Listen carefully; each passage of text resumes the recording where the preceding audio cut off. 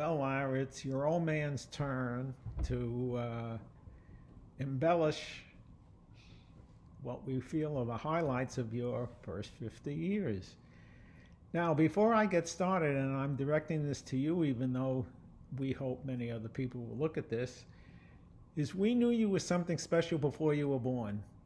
On the very same piano that you have in your house, Mom tried to take piano lessons while you were in utero.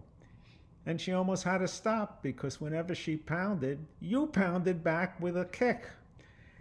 And we should even have known what the future held for you because you were in perfect timing.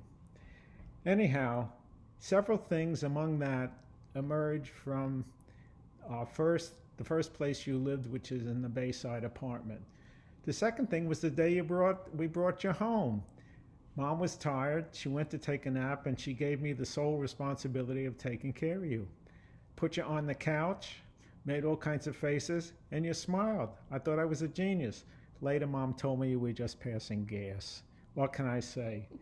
Anyhow, the third thing was that's where you learned how to crawl, with little casts on your lower leg because they were afraid your legs weren't going to be straight enough.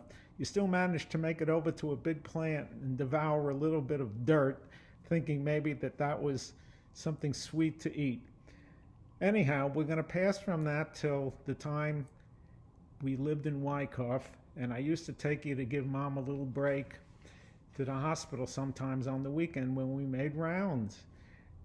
Phil Opper is still, if he were with us, would be talking about the time we spoke for the next ophthalmology meeting, and you piped up with exactly what day it was. Phil Opper still couldn't believe it. Now, we go from there along to your time at Lincoln School. You were performing, except that the piano player didn't start when you started. And you looked over to him and you gave him a look like, what's the matter? I'm ready, you're not.